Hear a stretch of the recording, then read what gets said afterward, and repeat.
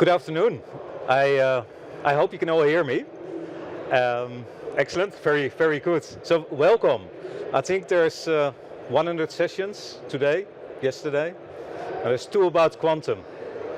I think in 2 years' time, there will be 98 about quantum, and 2 about AI and quantum and everything else. So I think you're in the right room. I'm not sure if I put the right story, but I brought some friends from IBM, and they're pretty cool in this stuff, and there's a few other companies who are really cool in it.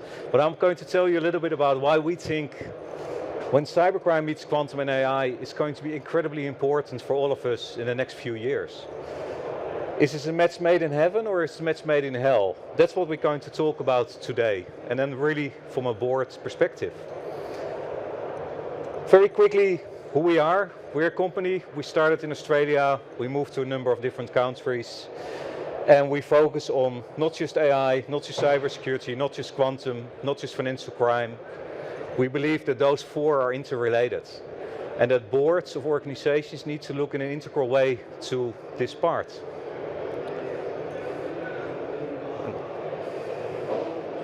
Now let's just make sure that my sound actually works.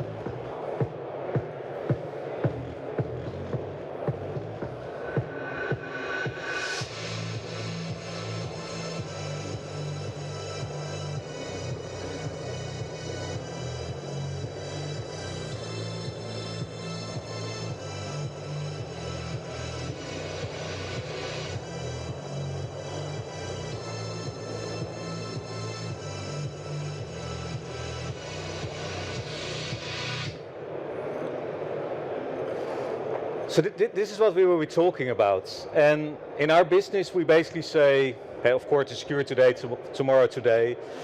We focus on those 4 areas, and we train boards about the awareness, and we're often sounding boards for boards, and we match what we're doing with boards with classrooms because we believe that actually the next generation should be trained and to be fully aware on this part. But for every board around the world, we see the same 4 teams coming up. We don't do this alone, we do this with a lot of friends. And for example, yesterday we talked with Nuix, together with Nuix, so they're the guys who deliver the software for most of the intelligence agencies around the world. Because we talk a lot about AI, for example, but what are the real use cases? What are really those parties who really deliver? Not the parties who say, we can do this, but the parties who actually do this. Like IBM is working very hard on the IBM Quantum Safe. So these are some of the parties we work with, and we're a strong believer in public-private partnerships to tackle the issue. And which issue we're going to tackle?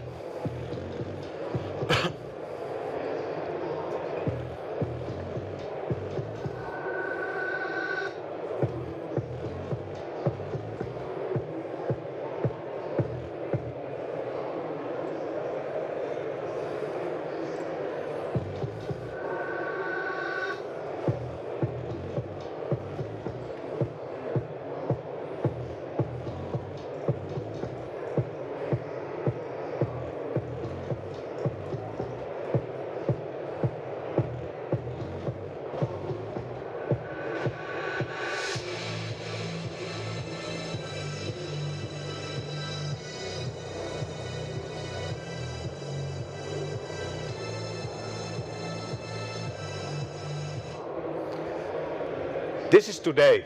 I mean, we all know this. I mean, ransomware, it's the old game. 10 years ago, it was non-existent. Today, it's big. AI is as old as some of the cyber bugs you've seen. It started in '56. In the last few years, we've seen this huge uptake happening in the world of AI. For a few good reasons. Extremely exciting, extremely interesting. And quantum is not yet on top of mind of a lot of people. I mean, there's a few people, and I know, for example, there's one in the room from the university part who's really in-depth into quantum, and I'm sure there's a few others in the room. And there's a lot of people who have not even a clue what quantum really is, and what you can really do with it, and what it really means for your business. But there are lessons to be learned around what happened in the world of financial crime, what happens in the world of ransomware. The world of financial crime, if you take ABN AMRO, ING, Rabo, 10 years ago, you had 100 people working in the financial crime departments. Today, you have 7,000 to 8,000 people working in those departments. How are we going to prepare for a new world of cybercrime, or a new world of quantum, or a new world of AI, if we don't think ahead about the implications of not having our house in order? And everything in the world of cybercrime, as we know, it's all about trust. I mean, most of you might have seen this.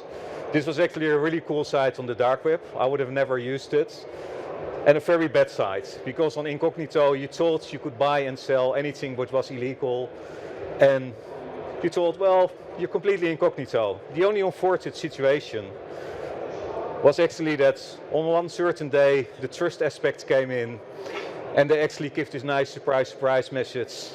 We're very happy to share your information with the FBI, unless you pay us. That's today's world. That's just some examples about what we're seeing today. What are we going to see in a few years from now? And I think this is CC Info, pretty cool site. You really should have a look, done by a guy from the Dutch police, about the increase already in today's world of information leaked on the dark web. Data privacy, incredibly important on that site. So let's jump in the world of quantum. And I quite like, there's a good report of Europol. It's a bit focused on law enforcement side, but it actually explains in a very, very simple, basic way already around the capabilities and the opportunities. I mean, even a child of 4 years old will see that the amount of opportunities on the right-hand side are way bigger than on the left-hand side. And it's not going to be a lecture about quantum today, about what quantum really is. It's about what it's going to mean, the why, what, how, when question. And then what can you do to really get solutions in place? What are your key risks on that side? And I borrowed this slide from our friends from IBM. And later on we will talk a little bit more about what this all actually means. But in very simple words, in a very simple way, if something took 1,000,000 years to crack, and now it takes a few hours or a few minutes, what is this going to mean? What is it going to mean for all your DocuSign? What is it going to be for your bank payments? What is it going to be for pretty much everything you think you do in an encrypted way? What is it going to mean for all those huge sets of data which are already harvested, which are out there, which you might even not be able to protect anymore? If you're a board member of a law firm, of a big bank, or any other organization, how are you thinking about what's going to happen with that data when the data comes in the public domain? How I'm going to react on it? So that's not even to do with how I'm going to technically protect it, because in some cases you can't even anymore. But pretty much your whole digital life will be on the streets, could be on the streets. And we need to think about what does it actually mean without scaring off on that side. But the big picture is of course the implications. Later on we'll get a bit more about the technology around it and what it really means. But this is quite a big change. And again, I think there's two worlds. There's the world of the bad guys on the left, and there's the world of trying to do the good things or trying to defend ourselves against it. And of course, if you look about data security, the ability to crack classical encryption is going to be very simple and a very easy way. We already have seen it. I mean, most of you might have seen Operation Cookie Monster, which was the Dutch police did an amazing job there with bringing down the Genesis website on that site, where you could buy for a few euros the fingerprint of an individual. That's again in today's world. In the future world, where in today's world a classical hacking attack, it would take you 7 months. Today with AI, it's already improving a lot, around 3-4 months before the end-to-end with the ransomware. We have a partnership with Monaco Cybersecurity. They've got a security operations center. Those guys are working day and night now because the number of attacks are increasing so rapidly. They're a real concern for everyone who's working in this world. That's just already the speeding up with AI. But as we have seen, the speeding up of quantum with AI is going to be mind-blowing. And that's going to be the real concern around what is that meaning? What is it meaning for my data privacy? All those data sets which are out there. What I'm going to do with that as an organization. The faster of the brute force attacks. And then of course the opposite on that side. But also from a cost perspective. I mean, there's a few big organizations around the world, the Googles and maybe even IBM and others, who can afford having this end-to-end in place. But what about the secondary banks? What about some of those organizations? Are they actually able to do it? Are they will be able to get ready in time?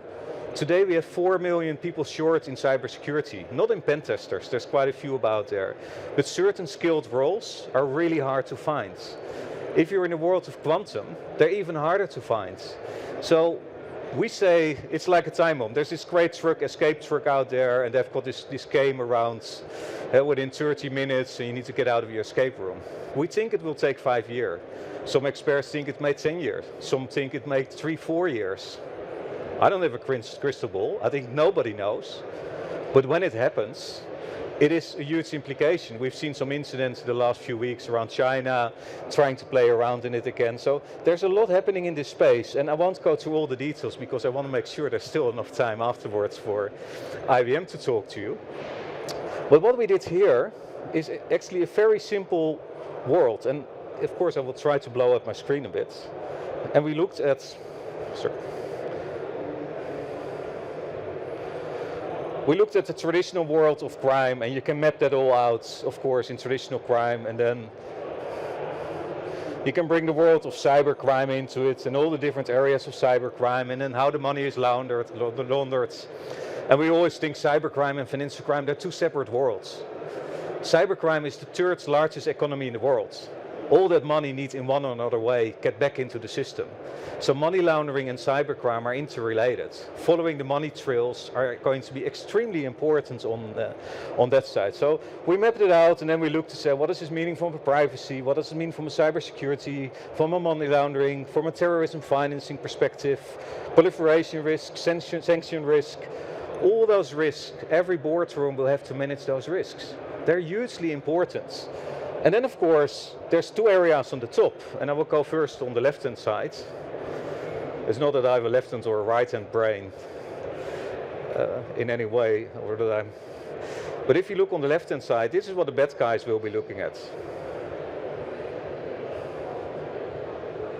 They will look at the great opportunities around what can I do around on an artificial intelligence side, or what can I do on a quantum side with.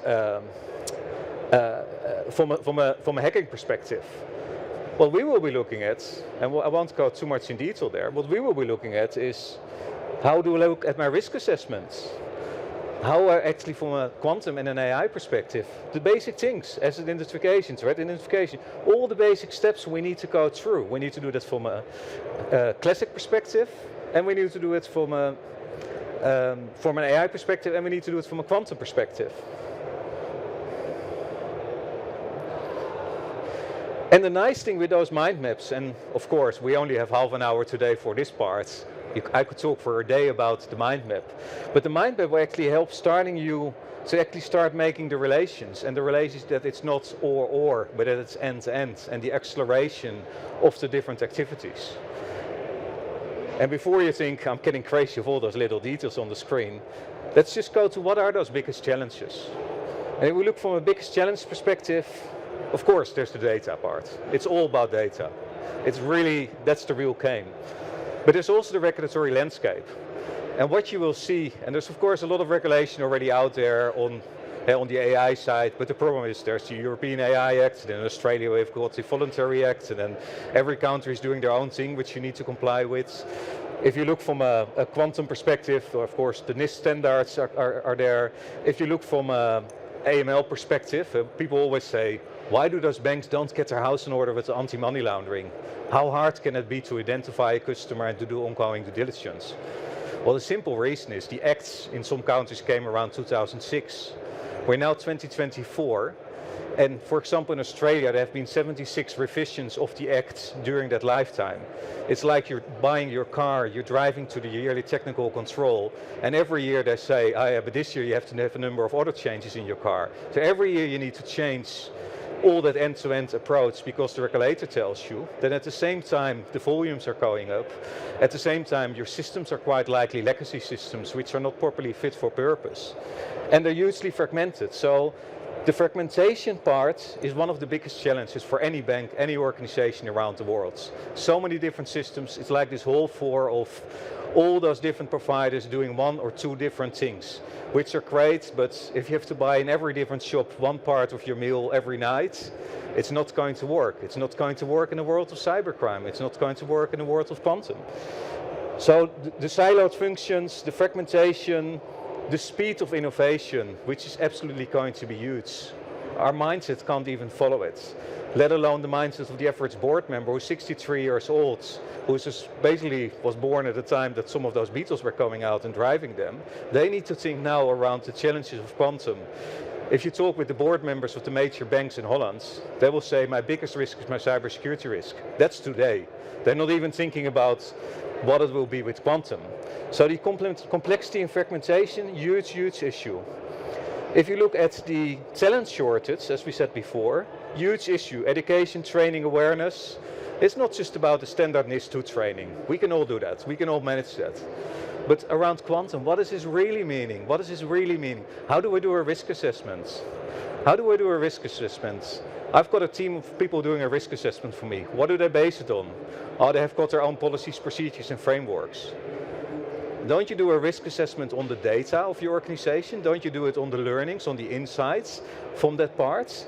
So how do you do that? So it all comes back again on the data part. So this is important part, culture, capability, capacity is key. Then of course, the cybersecurity threats as we know them today, the AI part, the quantum computing part, and what is this going to mean as a business disruption perspective for your business? So adding that up, complexity, fragmentation, culture, capability, capacity, and the challenges. And then you need to say, well, what kind of solutions are coming in? Because I need a solution for my problem. And I mean, we're all very smart, but people are not going to solve the solution. If you have the number of real-time attacks already happening, and if you see the speed happening in the current attacks around the world, 2-3 years ago, 1% of the attacks was AI driven. Today it's over 50% and it goes faster and faster. And the average kid on school of 12-13 years, we do the classroom boardroom things, the kids of 12-13 years, they're in general smarter than some people on the boardroom level in a way of how to apply these tools. And they know they can just buy it as a service. They don't need to have the skills as some of you had in the early days or still have and still use in different ways, no doubt. So that part's going to change. So the AI-led data solutions, not just having another system, but having a data-led platform on top of it, integrate that, and then looking at quantum safe solutions, that's where you start future-proofing your organization. And then we go to one more slide and then we will go into the IBM story. If you look about future-proofing your organization, of course, these are your problems. But in essence, it's still about what is your business model? What is your core business? What is it what you're really trying to do? And then from your core business, you need to understand how is this going to impact my customers? How is quantum going to impact? We had an example, we have in Australia a regulator called ASIC, and last week on LinkedIn there was this message, we've implemented multi-factor authentication on our regulatory portal. Very good, 2024. In 2004 we talked with AFP around getting multi-factor authentication in place for, at that time we were setting up the internet banks for a Dutch bank in Australia. At that time already in Holland everyone started to get those random readers or DigiPass or whatever you want to call the thing. 2024 companies are still trying to implement it. They could get away with it. I mean, a lot of companies lost a lot of money because of it. The problem with quantum is you don't have that time. You don't have those 20 years to give yourself your card out of jail. And then interesting enough, on one end they say, oh, we're going to take you to jail if as a director you don't have your house in order on cybersecurity. At the same time, they don't have their house in order yet. What you see in Holland, which I think is pretty amazing, is the public-private partnerships, where the Dutch police is doing amazing work. But they also have 1% of the police force, 700 people work in the cybercrime teams, out of the 70,000, I think it's around the number. Which is, if you consider that cybercrime is the large crime sorts and that all crime sorts are actually still using cybercrime in one or another way, then we need to invest way more in that area. And then for an organization, so customer needs, compliance obligations, you can be assured that a lot of new regulation will come in to make sure that your organization, your bank, your law firm needs to be prepared and needs to be complying with not just the AI Act, not just the cybersecurity regulations, not just the AML legislation, it's that whole combination. And then if you're really successful as a business and you're active in a number of different continents in the world, you can multiply that same legislation with 5 or 6 times. And in most countries we have 7 or 8 different regulators looking at different things, trying to make our life easier, but in reality trying to make our life much more difficult on that side. So capability culture, the controls, the risk assessment part, very, very important, the cost complexity, and then you continue into, of course, how do I make sure it's still commercially successful, my contextual intelligence, case studies. I think case studies like IBM and others, how you're really going to do it. Not just, I mean, you might walk out the door and say, oh, he told me just about problems, just about the risks which are coming at, but I think it's way more about those solutions. What can a party like IBM do? How can, I think if you talk with any CISO here today, their biggest frustration is my board doesn't understand me. My board doesn't understand that cybersecurity need bigger investments, that people work day and night, that if a ransomware attack takes place, it's not just about the money, but the number of cybersecurity people who end up burned out at home after an attack because of insufficient oversight, because of the blame game, because of not being on top of that.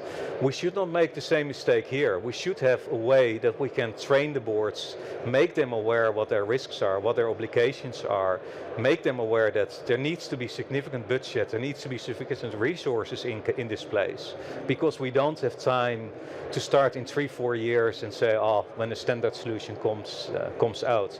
So the case studies and the lessons learned from other areas like ransomware, like AI, like financial crime are going to be key. Then of course, how do I make sure I get resilient? Very, very important. And maybe the most important is, how do I change the culture? How do I really make this transformation process? A lot of the headhunters we talk with, they're saying the same thing. We've got this challenge around, the board is asking for people with AI, cybersecurity, or in some cases quantum knowledge. And then you ask them, so what did they ask for? Well, they don't know.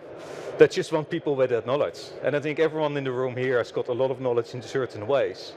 But if you don't know what you ask for, if you don't know what your risks are, if you don't know what your risk assessment is, how do you know you bring in the right people? That's why what we're trying to do with being a sounding board, by partnering up, by sharing case studies, by providing, we will be releasing on fincrimetv.org a whole range of quantum-related FinCrime TV episodes. IBM is helping, some other parties are helping with that, to bring that expertise to the table, to help you to educate your boards, or if you're yourself a board member, to start sharing it. And it doesn't matter if you're a bank or a food and agri company or a law firm or working in the health industry, because all those industries will be affected in the same way. Everyone who is handling data, and pretty much every business today is handling data, will be impacted. And it's a bit like, I mean, we went from the Enigma time, and then if you look at the Beetle, I mean, the classic Volkswagens, you could easily hack them because you just put a screwdriver in and you turn it and you can drive away with the car. Now we put all these new nice encryption methods in it, but the reality is that even with your classical flipper thing, some of the older cars you could drive away. In a world of quantum, all those traditional methods, they're overboard. So we need to think about, in 5 years' time, what is really important? What are my real risks? What is my real implication on that side? If you have any questions, feel absolutely free to reach out to us. We're very happy to bring you in contact with other organizations. We're very happy to get some informal discussions with you, with your board, with others, just to give you some guidance around what do we see happening in Australia, what do we see happening in Monaco, what do we see happening in Ireland, what do we see happening in the UK, what do we get back from other boards? There's no problem. I mean, in this game, it's not about keeping knowledge for yourself. It's really about helping each other, sharing the knowledge, creating awareness, working together, setting up public-private partnerships, like what they do with Project Melissa on the ransomware side, very well on the Dutch side. So combining the knowledge from around the world and sharing that and helping your board to create the awareness, helping the CISOs, but also realizing that we need to get away from that fragmentation. We need to have a plan. We need to have a real proper governance, proper oversight, proper policies, procedures, proper frameworks, but maybe most important, proper awareness and a proper risk assessment. Because only if you understand your risks, you can actually tackle it and you can solve it. And now we go to IBM. So, Peter, floor is yours. Well, we need to set up a little bit. Yep.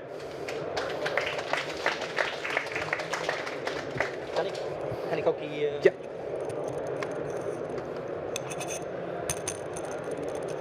Hoe ging die?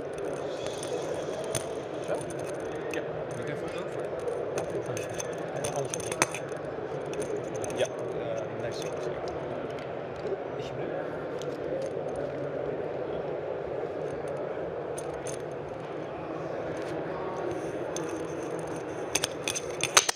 Ja. Sorry, het zal wel zo. Is goed? Testing. Yeah. I can hear myself, right? And you can hear me. You cannot see me yet, but pretty soon you can. Misschien als je je laptop meeneemt. Oh,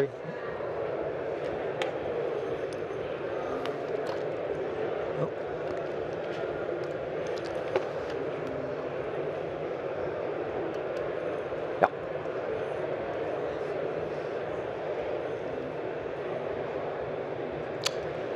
Pretty sure that will work. It will work. Yeah. Okay, so thank you very much for joining. My name is Peter van het Land. I'm a tech advisor at IBM, where I focus on data security specifically. And I'd like to take you through a little bit of information insight on how organizations can and should prepare for quantum post-quantum cryptography, basically. And I'll mention encryption quite a few times because cryptography and encryption is not the same thing, but it rolls a lot easier off the tongue for me anyway, right? A little bit of the agenda. Oh, need to turn this on as well, I think. Yep.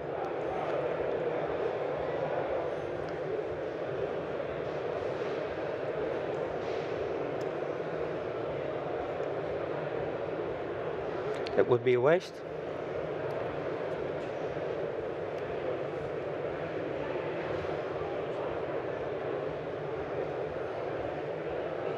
Just a sec. Yep, there we go. Yeah, now it's moving. A little bit of the agenda. First, try to explain a little bit of the technology behind it. Then move on to why it is so important to focus on quantum safe encryption. Why or what organizations should be doing, what they can be doing right now. And I'll show a little bit about actual technology that we have been creating to help organizations do exactly that. Encryption, cryptology is not very much in the news, right? AI dominates the news these days, but it is all around us, right? It impacts every corner of the world. Of course, when we go onto the internet, everything should be encrypted. Not everything is, but lots of things are. Digital signatures, you have to prove that you are who you say you are all of the time. And also between organizations, very often digital signatures these days. And of course, that will all be encrypted. Infrastructure, right?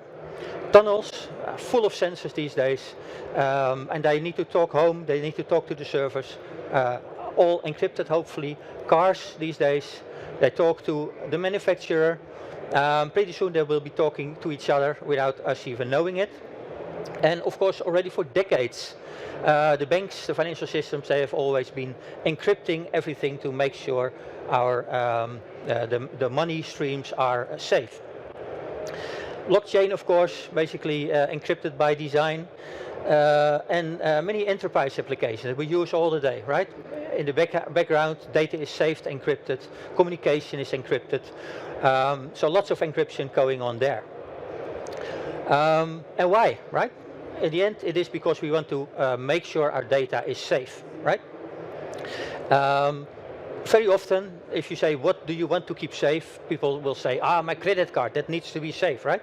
Because otherwise they can do transactions with my credit card. Yeah, true, but people are pretty well protected these days from credit card companies. It costs them a lot of money, but credit cards, they don't age very well, right? So if your credit card is out there 10 years from now, nobody cares about that anymore.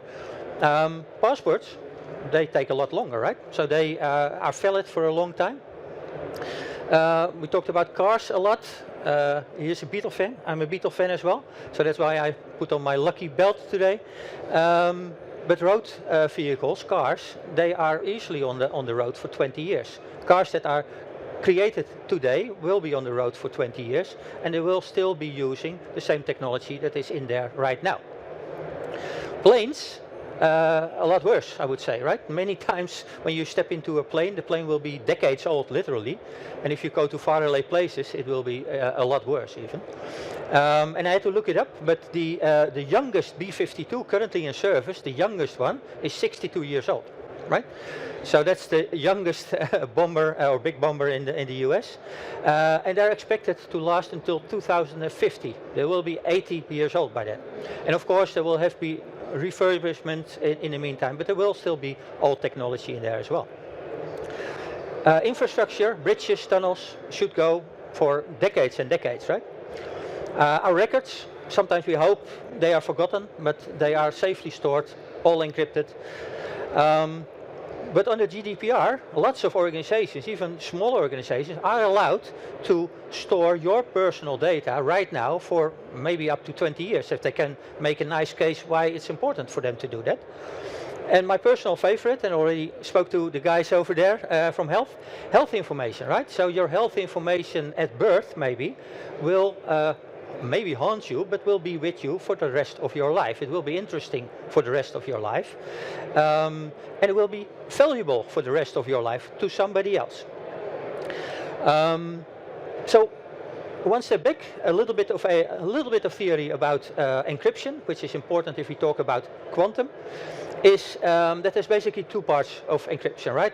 Half of you will know this very well, maybe the other half doesn't. Symmetric and asymmetric. Symmetric is used when you have data at rest, right? Data that's stored somewhere, stored on a disk in the cloud, that uses symmetric encryption. Okay for now. Asymmetric, under threat, that's an understatement, I would say. But that is the encryption that's being used in communication, right? When things are transmitted. That is very much under threat. And why is that so? Just a tiny little bit of theory. You saw this sheet as well. I'm not sure that we didn't steal it from somebody else, so maybe we stole it as well. But it's a nice picture, and it has to do with factoring or factorization. And that's basically a math problem, and that revolves around the idea that if you have a number, it is very easy, or if you have two numbers, it's very easy to do P times Q, right? Just a simple multiplication. Computers do that in microseconds and far less than that. Very, very quickly. On the other hand, if you're only given the number in the middle, it is very, very complex to find out which of the two prime numbers were used to calculate that number. So from left to right, very, very simple. From right to left, very, very difficult. So that's a big underlying premise of encryption that's being used for asymmetric encryption these days. So much difficult that actually it would take millions of years to do that calculation from right to left. Along comes a guy called Peter Shor, like 3 decades ago, and he devised a way called Shor's algorithm. I'm sure that he didn't name it after himself, but we probably did. So that's Shor's algorithm, and he found a way why when it's much, much easier to actually find those P and Q numbers, right? One problem, he needs basically a quantum computer for that. And 30 years ago, they were only dreaming on things like that, but they are becoming a reality, slowly, right? So this, all of a sudden, becomes interesting. And with Shor's algorithm and a quantum computer of sufficient size and complexity will be able to do exactly that in hours. Minutes maybe at some time, seconds, whatever. And with that, these encryption methods will become unsafe. Basically, they go out of the window. So what does that imply? Actually, we already see that certain bad actors are already working towards that time when those quantum computers will become available. They can already, right now, and they will not tell us, harvest the encrypted data. They look now at the data, they cannot do anything with it, but they can save it, they can store it, and they can wait patiently until those computers become available, right? If they become available, they can basically on the fly decrypt it. Basically on the fly, they can pretend to be somebody else. And basically on the fly, they can even go backwards in time and look at signatures from the past and actually change those, right? And you know, in theory, pretend and come and ring your doorbell and say, hey, this house is mine. So why? Because yeah, you see, here it says that it's my house, right? So quite a few problems potentially, but the big question is when, right? When is this going to happen? That's the time when it's going to happen. That's the 14th of April 2030.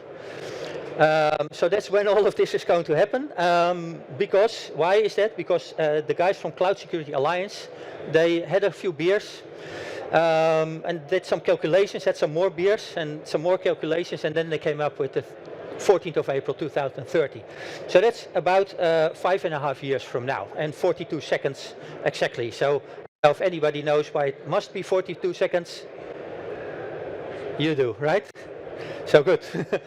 Always looking for recognition there. Anyway, these days, I made a screenshot 3 days ago. It's already 156 days now, or 57, right? So the clock is ticking. Of course, I'm not the first one thinking of this. For many years already, very, very smart people with all maths degrees and professors have already been working on a solution, right, to counter this problem. And they have been working on new encryption standards that can be used right now instead of the old algorithms, and they are deemed safe. They can be proven to be safe for those future quantum computers. I would say proven until otherwise thought of. So this is the NIST. This is the standards organization in the US, and by de facto also the global standard organization, I would say. And they have deemed these 4 algorithms to be quantum safe. Right? So they have put these forward, and they suggest basically to everybody to start using either one of those algorithms. There's a whole bunch. There's 4 or 3 now, actually, officially. The 4th one is still in draft. It's not yet approved. And there's a whole bunch being worked on still, right? Why is there more? There can be different use cases, what you use the algorithm for. Maybe a sensor at the bottom of the ocean or a mainframe computer by IBM can be different, more memory. Some is easier to implement, or maybe quicker, bigger memory footprint or not. So they're different. But the math behind it is also very different. And by having that, we have backups, because the previous were safe because they were being used for decades. This is still very new, so at least we have backups if one of them would fail. I'm sure lots of people they want to have their name in the newspaper. They're trying to get these to fail. Fun fact, IBM has basically developed or led the development of the top ones here, with a team of academia from universities and such.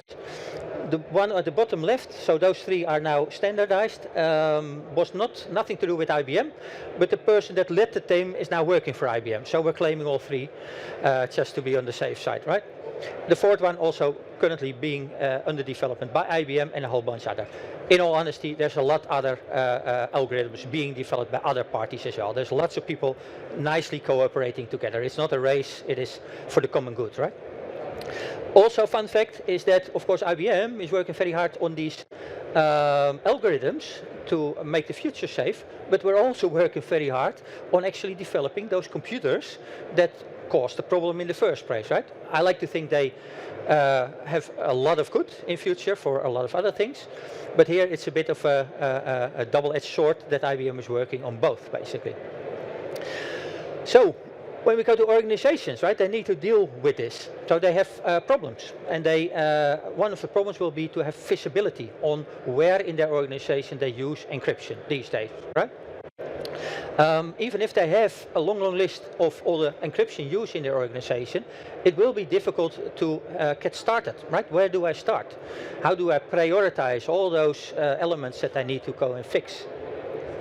And even if you have the priorities, there will be new research, there will be new standards, there will be regulations, or new regulations, and you'll have to adapt. So organizations need to be quantum agile, more agile than in the past. It didn't change for decades. Now they need to be able to change quickly. And again, there's help available, right? So that's a good thing. Organizations such as IBM, there's many organizations helping organizations, or AR Evolution, they are helping organizations getting started, right? At least get started on the process. And here's just an example of a heat map that might be a part of such a consultancy journey, showing basically priorities here. I'm from technology within IBM. There's two parts in IBM, consulting and technology. I'm to technology, so I do the practical stuff, right? Or I like to do practical stuff anyway. And right now we have three solutions, three actual software products that help organizations at least take the first steps towards getting ready for quantum. And I'll just look at them real quick, one by one. One is the Quantum Safe Explorer. That is very useful for organizations. Well, any organization basically, they have custom solutions, in-house built often. So if you have access to the source code, this will search through your source code basically, and then build a summary of what is found, or the encryption being found in the source code. It will create a cryptography bill of material, basically a list of where in your solution all cryptography artifacts are found, so the CBOM. And then, of course, it will be easier that you can actually go into your code and you know where you need to look and where you need to take a decision on how to remediate the fact, right? What do you need to do? Or at least you know where to look and where to start. Another set of tools, you should see it basically as a set of tools and script is for organizations to, in their development system, go and play around with different algorithms, right? They can compare algorithms, they can look at algorithms, and they can see which algorithm fits best for my organization. So they can do all kinds of tests and checks before they actually start thinking of going to production. And the third one, the closest to my heart, I would say, is IBM Quantum Safe, from our Guardian Data Security Suite. And what it basically does, it ingests a whole bunch of data from all kinds of different data sources. One of those data sources can be the Explorer that I started with, right? So the Explorer will show in my code where the encryption is. We ingest that, but we also ingest information from all kinds of network scanners. They can have a REST API. If they have other information, they can input it as well. And then it will, again, build an inventory, but not an inventory of your own application, but an inventory company-wide, or at least as wide as the systems that you link to it. And it will create a dashboard. So in this case, it will show the cryptographic libraries that apparently are used in those environments that it has found. Next step will be that you can put in your policies and you can say, but certain libraries, I don't want you to use those libraries. And then, of course, you can check your current situation versus the libraries, and you can see that, like in the little graph we see in the background there, how many violations do you have compared to your policies, right? Do I see any problems in my own environment? You can dive deeper into one of those policies, and we go into a bit more detail, but here we see the recommendation that not use the GCA library, but use Bouncy Castle instead, right? So that would be here the recommendation. Last slide here is that organizations can also have a look at the list, in this case of TLS protocol. They can zoom in. Basically, this person is just about ready to zoom in on 1.1, which is obsolete. You shouldn't use that anymore. So basically, using this, they can go into 1.1 and then fire off Jira or ServiceNow request to the relevant teams to go and fix this, because this is a problem. I skip most of it, but just for your information and a little bit of a product pitch, this is part of our data security set, right? So I'm data security, this is my set.